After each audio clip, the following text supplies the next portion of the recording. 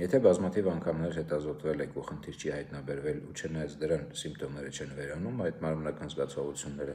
սա արդեն նշանակում է, որ պատճառը պետք է փնտրել ոչ թե ֆիզիկական առողջության ոլորտում, այլ հոգեկան առողջության ոլորտում։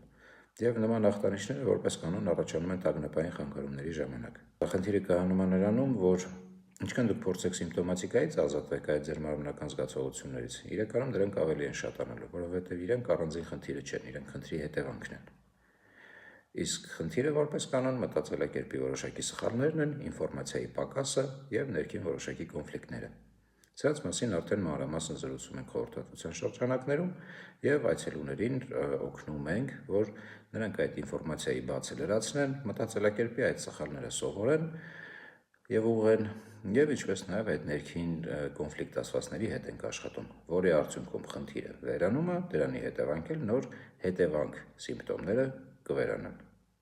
Եթե ցանկանաք ու որոշեք, որ հենց ես ձեզ օգնեմ այդ խնդրի հետ աշխատելու կոնկրետ ձեր սխալները սովորենք, ձեր ինֆորմացիայի բացը լրացնենք եւ ձեր ներքին կոնֆլիկտների հետ աշխատենք, կարող եք գրել անձնական նամակ եւ գրանցվել խորհրդատվության։